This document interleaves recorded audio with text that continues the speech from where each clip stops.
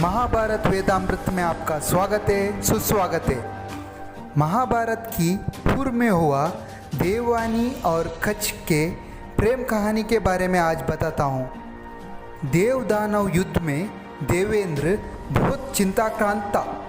वजह था राक्षसों का गुरु शुक्राचार्य का संजीवनी विद्या से राक्षस मरने के बाद भी जीवित होते थे। इस कारण से देवता का सभा लगता है। देवेंद्र का आज्ञा होता है देवता के ओर से कोई ना कोई जाके शुक्राचार्य से संजीवनी महाविद्या सीखे। लेकिन दानव गुरु शुक्राचार्य देवता को विद्या देने को राजी होते हैं क्या?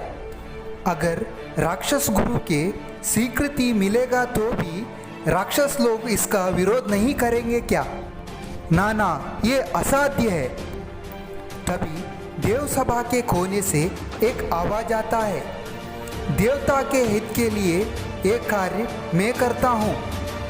उस जगह पर घूम के देखने वाले देवता को एक सुंदर तरुण दिखता है। वह देवगुरु बृहस्पति का एकमेव पुत्र कच्छ था। सभा में सभी के मन में कोलाहल था, लेकिन कच्छ अपने पिता बृहस्पति और देवेंद्र को प्रणाम करके शुक्राचार्य जी की आश्रम की ओर प्रस्थान करता है। अपने आश्रम में आकर हाथ में समिता लेकर चरण में वंदना करके हुए सूरजरूपी तरुण को देखकर शुक्राचार्य को सभी विषय मालूम पड़ता है। शुक्राचार्य संजीवनी महाविद्या राक्षसों को कभी भी नहीं सिखाया था। ऐसे में अपने शत्रु देवता को कैसे सिखाएंगे? लेकिन कोई भी विद्याम देहि कहकर आया तो उसको ना सिखाना ऋषि पद्धति नहीं है। उसमें भी शिष्य का योग्यता का परीक्षा करके यह इस विद्या को ग्रहण करने की योग्य है क्या देखकर विशेष विद्या का दान करना परिपाठ है। कच्छ के पास वो सभी गुण लक्षण थे। शुक्राचार्य कच्छ को अपने शिष्य के रूप में स्वीकार करते हैं।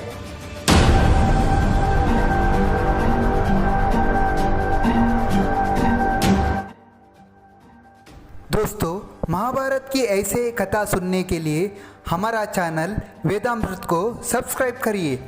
नया वीडियो की नोटिफिकेशन के लिए बेल आइकन को दबाइए। दोस्तों, शुक्राचार्य के एकमात्र पुत्री देवयानी कच्छ को देखकर मोहित हो जाती है। हमेशा से अपने आसपास राक्षसों को देखने वाली देवयानी को रेगिस्तान में पानी के सोत्र जैसे वह देव सुंदर कच्छ दिखता है। उसे देखकर देवयानी को दिव्य अनुभूति होता था। कच्छ आश्रम के गोमाता के सेवा करता था। कच्छ को देखने पर देवयानी को अजीब सा खुशी होता था। ऐसे दिन गुजरते ही देवयानी को कच्छ से प्रेम हो जाता है। जब भी मौका मिले तब कच्छ से बात करती रहती है। लेकिन कच्छ पत्थर का जैसा था। उसके गमन सिर्फ गुरु के पास रहने वाला संजीवनी विद्या के ऊपर था। उसको विद्या प्राप्त करने का सिवाय और कुछ भी ध्यान नहीं आता था। लेकिन आश्रम में रहने वाले दूसरे शिष्यों को ये विषय मालूम पड़ा। उनको सहज रूप से कच्छ का ऊपर ईर्ष्या हुआ। कहाँ से आया हुआ यह कच्छ गुरु के संजीवनी विद्या और गुरुपुत्री को उड़ाकर लेकर जाने वाला है। यह सब देखकर गुरुजी भी शांत क्यों है? ऐसे सभी शिष्य आपस में बात करते थे। लेकिन देवयानी दिन भर दिन कच्छ के प्रेम में डूबती जाती थी। अब पहले के जैसे राक्षस विद्यार्थियों से बात नहीं करती थी, बल्कि आँख उठा के भी नहीं देखती थी। राक्षस विद्यार्थी सोचने लगे, यह कच्छ का कुछ ना कुछ करना ही पड़ेगा। एक दिन जंगल में लकड़ी लाने गया कच्छ वापस नहीं आया। देवयानी का मन भय से कांपने लगा। देवयानी अपने पिता शुक्राचार्य को यह खबर देती है। शुक्राचार्य अपने पुत्री देवयानी के साथ जंगल में कच्छ के शोध करने को निकलते हैं। कितने भी शोध करने पर भी कच्छ का खबर नहीं मिलता है। खबर कैसे मिलता? क्योंकि कच्छ जीवित ही नहीं था। कच्छ के विरोधी राक्षस कच्छ को टुकड़ा टुकड़ा करके काट डालते हैं। शाम हो गया, फिर भी पिता और पुत्री को कुछ भी खबर नहीं मिला। लेकिन शुक्राचार्य को कच्छ के साथ क्या हुआ यह खबर मिलने को वक्त नहीं लगा।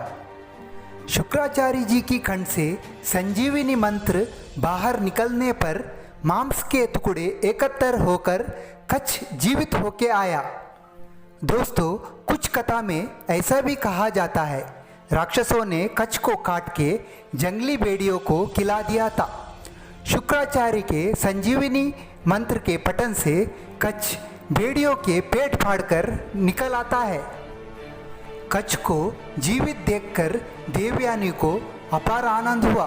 कच्छ को अपना गले लगाने को मन करता था, लेकिन वह कैसे साध्य था, क्योंकि कच्छ देवयानी के ऊपर अनुरक्त नहीं था। देवयान भी अपने प्रेम के बारे में कच्छ से नहीं कहा था, इसलिए उमड़कर आने वाले अपने सभी भावनाओं को दबाकर रखती है। राक्षस और एक बार कच्छ को मार देते हैं। उस वक्त भी शुक्राचार्य अपने संजीवनी विद्या से उसको जीवित करते हैं। इस बार राक्षस एक विशेष योजना करते हैं। कच्छ को मार के उसे जला देते हैं और उसके राख को मदिरा पर मिलाकर शुक्राचार्य को पिला देते हैं। वही देवयानी की प्यार का दिया फिर से बुझ जाता है। संजीवनी विद्या सीखने आया कच्छ अब गुरु के पेट के अंदर था। उस दिन देवयानी के बाएं आँख फड़कने लगे। देवयानी को लगा कुछ बड़ा ही अपशकुन होने वाला है। कच्छ भी नहीं दिखता था।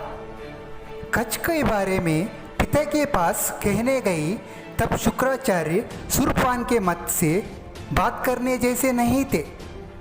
हे भगवान, मैं फिर से कच्छ को खो दिया हूँ, कहकर जोर से रोने लगी देवयानी। उसे पूरे आश्रम पे पिता के सिवाय और कोई नहीं था। पिता को भी पुत्री के ऊपर अपार प्रेम था। देवयानी के कहने पर तीनों लोगों को लाकर पुत्री के चरण में डालने की शक्ति उनके पास था। इतना प्रेम शुक्राचार्य अपने पुत्री से करते थे।